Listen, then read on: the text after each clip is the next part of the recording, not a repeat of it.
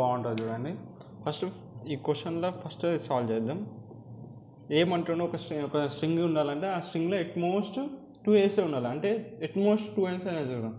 Utmost 2 అంటే 2 కన్నా ఎక్కువ ఉండద్దు, దాన్ని ఎట్మోస్ట్ 2 అంటారు.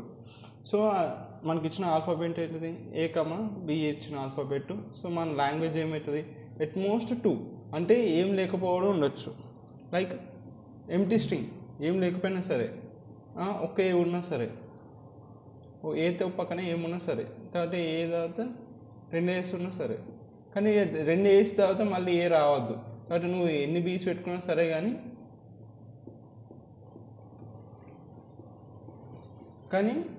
2 కన్నా ఎక్కువ దాటద్దు ఏస్, అదే ఎట్మోస్ట్ 2 ఏస్ అంటున్నాం. సో దానికి ఇద్దాం.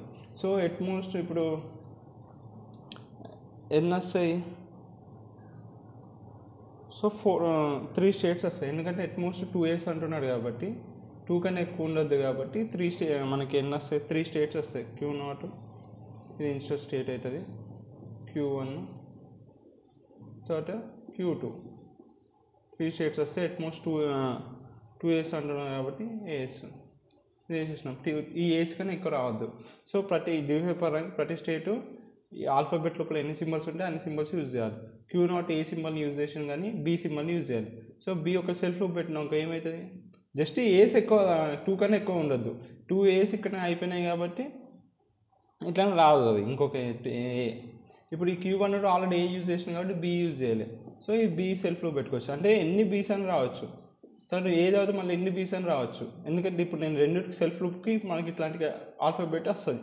సో ఇక్కడ 2 ఏలు ఇట్లానే ఉన్నాయి. 2 కన్నా ఎక్సిడ్ నేను కాలే ఏస్. సో ఇది ఓకే, అందుకే రెండింటికి నేను సెల్ఫ్ లూప్ పెట్టుకున్నాయి, Q0కి Q1కి. Okay done. తర్వాత ఇప్పుడు Q2కి వద్దాం. Q2లో రెండు సింబల్స్ యూజ్ చేయాలి, బీని యూజ్ చేయాలి, ఏ యూజ్ చేయాలి. సో నేను బీ పెట్టుకుంటా, ఎందుకంటే ఇప్పుడు ఎన్ని బీస్ అని వచ్చినా సరే మళ్ళీ ఏ వస్తుంది. యాక్చువల్ దీన్ని ఇప్పుడు ఏమొస్తుంది, తర్వాత ఎన్ని బీస్ వచ్చినా సరే ఏ వస్తుంది. తర్వాత ఇక్కడ ఎన్ని బీస్ వచ్చినా సరే నాకు ఎట్మోస్ట్ 2 ఏస్ ఉన్నాయి.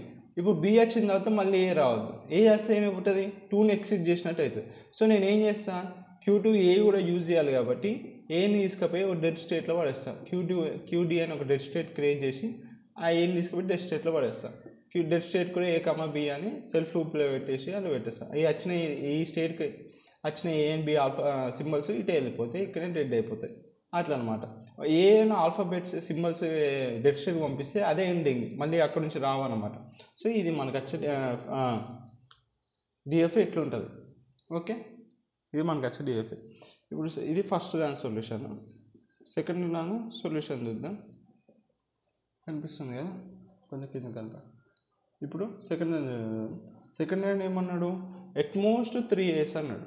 అంటే ఇది సేమ్ సిమిలర్ క్వశ్చనే కానీ ఎట్మోస్ట్ 3 అన్నాడు. దీని లాంగ్వేజ్ ఏమవుతుంది? ఏం లేకుండా ఎంప్టీ స్ట్రింగ్ ఉండొచ్చు, ఒక్క ఏ ఉండొచ్చు, 2 ఏలు ఉండొచ్చు, ఓకే 3 ఏలు, కానీ 3 ఏలు అయ్యా లాస్ట్. మళ్ళీ 3 ఏళ్ళ కన్నా ఎక్సిడ్ కావద్దు. తర్వాత ఎన్ని బీస్ అయినా పెట్టుకో ఏం కాదు, కానీ 3 ఏస్ కన్నా ఎక్సిడ్ కావద్దు స్ట్రింగ్ అనేది. సో 3 ఏస్ అన్నాడు కాబట్టి +1 4 స్టేట్స్ వస్తాయి మనకి. Q0 ఇనిషియల్ స్టేట్ అవుతుంది, Q1 ఒకటి అవుతుంది, సిమిలర్గా ఉంటుంది. Q2 ఒకటి, Q3, Q1, Q2. సో ఇంకోటి ఈ డెడ్ స్టేట్స్ కాబట్టి ఇవే ఫైనల్ స్టేట్స్ అవుతాయి.